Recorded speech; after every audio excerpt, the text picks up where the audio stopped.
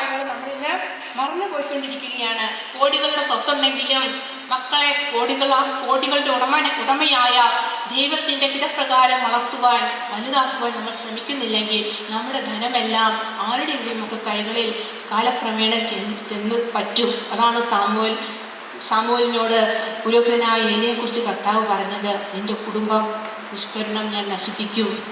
ഞാൻ ആഗ്രഹിക്കുന്ന രീതിയിൽ നീ കാര്യങ്ങൾ ചെയ്യണം. കുടുംബത്തിലുള്ള സ്വത്തിന് വേണ്ടിയുള്ള വഴക്ക് കേസ് ഇത് കുടുംബത്തെ നശിപ്പിച്ചുകൊണ്ടിരിക്കുകയാണ്.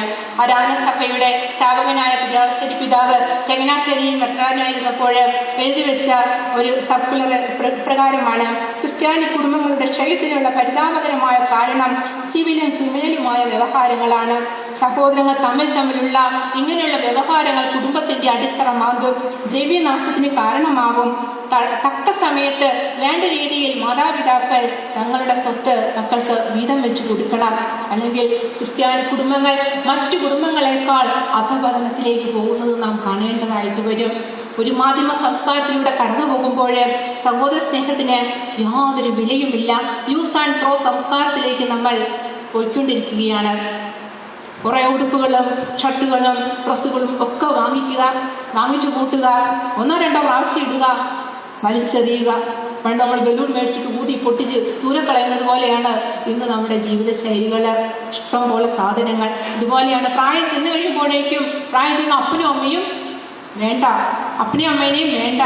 മക്കൾ നല്ല മനോഹരമായ വീട് കെട്ടി വേറെ താമസിക്കുമ്പോൾ പാവപ്പെട്ട അപ്പനും അമ്മയും വളരെ ലളിതമായ രീതിയിൽ താമസിക്കുന്ന കുടുംബങ്ങൾ ഇന്ന് ധാരാളമുണ്ട്. അവരെ ആവശ്യമില്ലാത്ത രീതി, അവരെ കൊണ്ട് വലിയ ഉപകാരമൊന്നുമില്ല. അവർക്ക് നെറ്റൊന്നും അറിയത്തില്ല, ഇന്റർനെറ്റ് അറിയത്തില്ല, ടിവിയുടെ ഉപയോഗം അറിയത്തില്ല.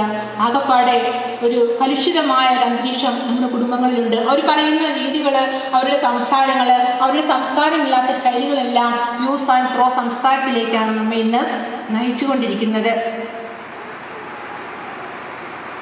ഉൽപ്പത്തിയുടെ പുസ്തകത്തിലെ, പുറപ്പാട് പുസ്തകത്തിലെ മോശ നമുക്ക് നൽകുന്നൊരു മാതൃകയുണ്ട്. തൻ്റെ അമ്മായിയപ്പനായ ജത്രോ തന്നെ കാണാൻ വരുന്നുവെന്ന് അറിഞ്ഞപ്പോൾ മോശ എന്ത് ചെയ്തു? കൂടാരത്തിന് വെളിയിലേക്ക് വന്നു, ഓടിച്ചെന്ന് ജത്രോയെ സ്വീകരിച്ചു. ദൈവം തൻ്റെ ജനത്തിന് വേണ്ടി ചെയ്ത അത്ഭുതകരമായ കാര്യങ്ങൾ ജത്രോയെ പറഞ്ഞു കേൾപ്പിച്ചു. ജത്രോ പ്രായം ചെന്നവനായിരുന്നു.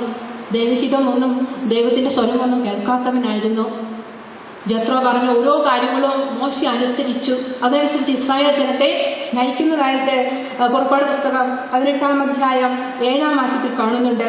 അതുപോലെ തോബിത്തിന്റെ പുസ്തകം 4-ാം അധ്യായം 3 മുതലുള്ള തിരുവചനങ്ങളിൽ തോബിയാസിനോട് പറയുകയാണ്, നിന്റെ അമ്മയെ നീ ആദരിക്കണം, അവളെ നീ വേദനിപ്പിക്കരുത്. എല്ലാവരും ഒന്ന് ഉറക്കെ പറഞ്ഞ്, എൻ്റെ അമ്മയെ ഞാൻ ആദരിക്കും, അവളെ ഞാൻ വേദനിപ്പിക്കില്ല. ചിലർക്കൊക്കെ അമ്മമാരുണ്ടായിരിക്കാം, ചിലർക്ക് ഇല്ലായിരിക്കാം. എങ്കിലും അമ്മയുടെ സ്ഥാനത്ത് വരുന്ന പ്രായമായ ആരെയും നമുക്ക് സ്നേഹിക്കാനും ബഹുമാനിക്കുവാനും ഒക്കെ കഴിയണം. കഴിഞ്ഞ ദിവസം ബസ്സിൽ യാത്ര ചെയ്തപ്പോഴേക്കും കണ്ടൊരു കാര്യമാണ് ഞാനിപ്പോൾ ഓർക്കുന്നത്. ഒരു 8-ലും 9-ലും പഠിക്കുന്ന 2 പിള്ളേര് ബസ്സിലിരിക്കുകയാണ്. പ്രായം ചെന്ന് വളരെ അവസ്ഥയായ ഒരു അമ്മച്ചി ബസ്സിൽ കയറി. ഈ ബസ്സിൻ്റെ ഈ കമ്പിയെ പിടിച്ച് അമ്മച്ചി നിൽക്കുകയാണ്. അപ്പം ഞാനും നിൽക്കുകയാണ്. ഈ കുട്ടികളോട് മുളക്കളെ എണീറ്റ് കൊടുക്കാൻ ഞാൻ പറഞ്ഞു. അപ്പോൾ പറഞ്ഞു, ഞങ്ങൾ കുറേ നേരം കഴിഞ്ഞ് എണീക്കുകയുള്ളൂ. അപ്പോൾ ഈ അമ്മച്ചി ഇങ്ങനെ ഒരു ഭയങ്കരമായ അവസ്ഥയിൽ കമ്പിയെ പിടിച്ച് തൂങ്ങി കിടക്കുന്നത് കണ്ടിട്ടും ഈ മക്കൾക്കൊന്ന് എണീറ്റ് കൊടുക്കുവാനായിട്ട് സാധിച്ചില്ല. നല്ല കാര്യങ്ങൾ മക്കൾക്ക് പറഞ്ഞു കൊടുക്കണം. പ്രായമായവരെ ബഹുമാനിക്കുക, മുതിർന്നവരോട് ശാന്തമായ രീതിയിൽ ഇടപെടുവാനായിട്ട് പഠിപ്പിക്കുക. നിങ്ങൾ ചെയ്തു കാണിക്കുക ആദ്യം. അപ്പോൾ മക്കൾ ഓട്ടോമാറ്റിക്കായിട്ട് ഇങ്ങനെയുള്ള കാര്യങ്ങൾ ചെയ്തുകൊള്ളും. മുതിർന്നവരെ അവഗണിക്കുക, ടീച്ചർമാരുടെ മുഖത്ത് നോക്കി കുറ്റം പറയുക, അവരെ കളിയാക്കുക, ഇതെല്ലാം സ്കൂളുകളിൽ കാണുന്ന ചില ശൈലികളാണ്. കളിയാക്കാനും ചീത്തവാക്കുകൾ പറയുവാനും ഒന്നും യാതൊരു മടിയുമില്ലാത്ത അവസ്ഥ, ധാർമ്മിക അധപതനത്തിലേക്ക് പോകുന്ന ഒരവസ്ഥ, മദ്യം, മയക്കുമരുന്ന് തുടങ്ങിയവയ്ക്ക് അടിപ്പെടുന്ന ഒരു സംസ്കാരം. കൊച്ചുകുട്ടികൾ പോലും ഈ മദ്യത്തിൻ്റെ എല്ലാ ഉപയോഗം ധാരാളമായി ഇപ്പോൾ തുടർന്നുകൊണ്ടിരിക്കുകയാണ്.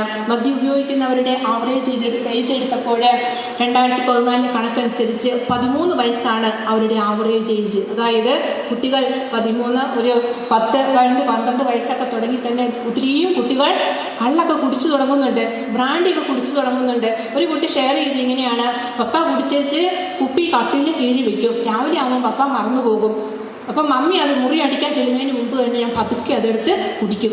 അങ്ങനെ ഈ കുട്ടി ഒത്തിരി, ഒരു 10ാം ക്ലാസ് പഠിക്കുന്ന കുട്ടി പഠിക്കാൻ ബുദ്ധിമുട്ടായതുകൊണ്ട് ഷെയർ ചെയ്തതാണ്. കുട്ടി ഇങ്ങനെ ഇതിനൊരു അഡിക്റ്റഡായിപ്പോൾ ഇതുപോലെയായി. ഇനി പപ്പായ ഞാൻ കുടിച്ചെന്ന് അറിഞ്ഞാൽ എന്ത് ചെയ്യും? എന്നെ തല്ലിക്കൊല്ലും. അതുകൊണ്ട് പപ്പായോടും അമ്മയോടും ഇങ്ങനെ ഞാൻ കുടിച്ചെന്നുള്ള കാര്യം ഒരിക്കലും പറയരുത്. അതുപോലെ മയക്കുമരുന്ന്, പുറം സംസ്ഥാനങ്ങളിൽ നിന്ന് വരുന്ന 90% മയക്കുമരുന്നും വിറ്റഴിഞ്ഞുകൊണ്ടിരിക്കുന്നത് നമ്മുടെ സ്കൂളിൻ്റെ പരിസരത്തിലാണെന്നാണ് കണക്ക് പറയുന്നത്. സ്കൂളുകളിലെല്ലാം മയക്കുമരുന്ന്, ബ്ലൂ ഫിലിം, ഇതെല്ലാം യാതൊരു കൂസലും കൂടാതെ വിറ്റഴിക്കുന്ന ഒരു ശ്രേണി തന്നെയുണ്ട്. കുട്ടികളുടെ ഇടയിൽ തന്നെ ഇതിനൊന്നും യാതൊരു മടിയുമില്ലാത്ത ഒരവസ്ഥയായി കഴിഞ്ഞിരിക്കുന്നു. ഇതെല്ലാം ജീവിതത്തിന് അത്യാവശ്യമാണെന്നുള്ള ഒരു ചിന്താഗതിയാണ് നമുക്കിപ്പോൾ കാണുവാനായിട്ട് സാധിക്കുന്നത്. കൊറിന്തോസുകാർക്ക് എഴുതിയ ലേഖനം 1-ാം ലേഖനം 5-ാം അധ്യായത്തിൽ പ്രകാരം പറയുന്നു: അസന്മാർഗിയോ, അത്യാഗ്രഹിയോ, വിഗ്രഹാരാധകനോ, പരദൂഷകനോ, മദ്യപനോ, കള്ളനോ നിന്റെ സഹോദരനാണെന്ന് കണ്ടാൽ അവനുമായി സംസർഗം പാടില്ല. അനീതി പ്രവർത്തിക്കുന്നവരും അസന്മാർഗികളും സ്വയം ഭോഗികളും സ്വവർഗഭോഗികളുമായ ആരും ദൈവരാജ്യത്തിൽ പ്രവേശിക്കുകയില്ല. കൊറിന്തോസുകാർക്ക് എഴുതിയ 1-ാം ലേഖനം 6-ാം അധ്യായത്തിൽ പറയുകയാണ്. അതുകൊണ്ട് ഇങ്ങനെയുള്ള കാര്യങ്ങളിൽ നമ്മുടെ മനസ്സ് വ്യാപരിക്കുന്നുണ്ടോ?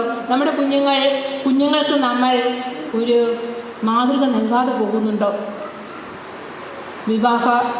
വിവാഹം കഴിച്ചാലും കുഞ്ഞുങ്ങളുണ്ടായാലും അതിനൊന്നും വലിയ പ്രാധാന്യം കൊടുക്കാതെ മറ്റ് ബന്ധങ്ങളിലേക്ക് പോകുന്നവരും ഇന്ന് ധാരാളമുണ്ട്. ഒത്തിരി ഉദാഹരണങ്ങൾ പറയുവാനുണ്ട്.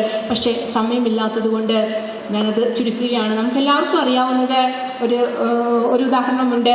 ഏതാണ്? സാമുവേൽ പ്രവാചകന്റെ പുസ്തകം 2-ാം പുസ്തകം 11-ാം അധ്യായത്തിൽ ആരെയാണ് നാം കാണുന്നത്? ദാവീദും ബത്ശബായും.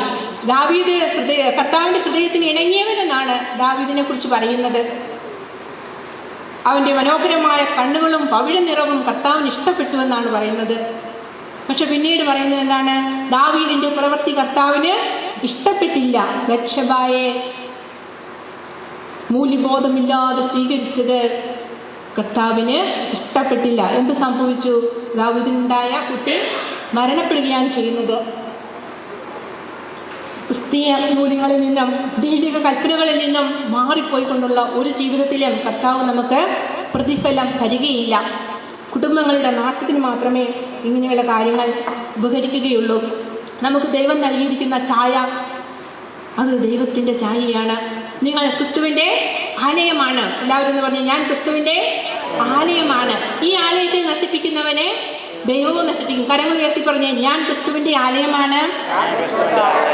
ഈ ആലയത്തെ നശിപ്പിച്ചാൽ ദൈവം എന്നെ നശിപ്പിക്കും. ഞാൻ ക്രിസ്തുവിൻ്റെ ആലയമാണ്. Hallelujah, hallelujah.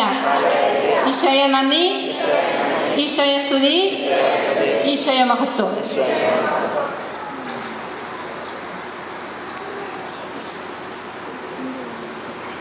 അപ്പോൾ മാതാപിതാക്കളുടെ മദ്യാസക്തിയിലേക്കും മറ്റു ദുശീലങ്ങളിലേക്കും കുട്ടികൾ വഴുതി വീഴുവാനുള്ള സാധ്യത ഏറെയാണ്. ഇന്ന് കുട്ടികളുടെ ഇടയിൽ പലതരത്തിലുള്ള ഭ്രമങ്ങളാണ്. പ്രത്യേകിച്ച് കൗമാര കാലഘട്ടങ്ങളിലേക്കൊക്കെ കടക്കുമ്പോഴേക്കും കുട്ടികൾക്ക് എന്താണ് ചെയ്യേണ്ടതെന്ന് അറിയില്ലാത്തൊരവസ്ഥ.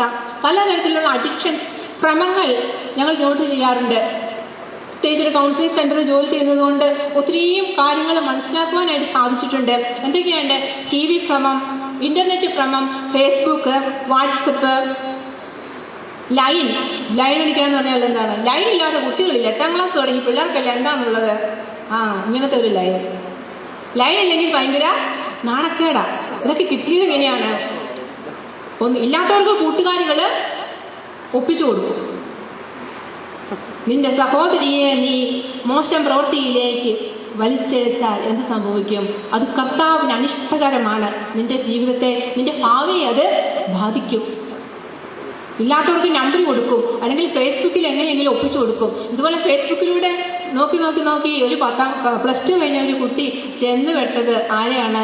ഒരു 45 കഴിഞ്ഞൊരു ചേട്ടൻ്റെ അടുത്ത്.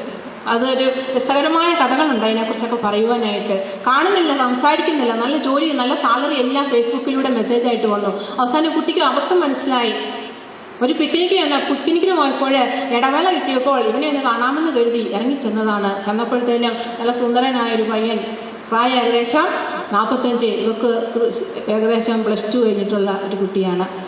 അങ്ങനെ അബദ്ധങ്ങളിലേക്ക് പോകുന്ന നമ്മുടെ കൗമാര കാലഘട്ടങ്ങളിലെ കുട്ടികൾ, അവർക്ക് തോന്നും, അമ്മമാർക്കൊന്നും ഒരു ബോധമില്ല. അമ്മമാരും അപ്പന്മാരും അനുഭവങ്ങളിലൂടെ പറയുമ്പോഴേക്കും ഈ കൗമാര കാലഘട്ടത്തിന്റെ പ്രത്യേകത എന്താണ്? ഭാവന വളരുന്ന കാലം, പ്രായത്തിൻ്റെതായ ഒത്തിരി മോഹങ്ങൾ ഉണരുന്ന കാലം. ഇതിനെയൊക്കെ നിയന്ത്രിക്കുവാനുള്ള ഒരു ശക്തി എൻ്റെ ഉള്ളിലുണ്ടെന്ന് ഒരിക്കലും ഇവർ തിരിച്ചറിയുന്നില്ല. തിരിച്ചറിവിൻ്റെ കാലം ഈ 20കളിലേക്കൊക്കെ വരുമ്പോഴാണ്. തിരിച്ചറിയുന്ന സമയമാകുമ്പോൾ എല്ലാം നഷ്ടപ്പെട്ടിരിക്കും.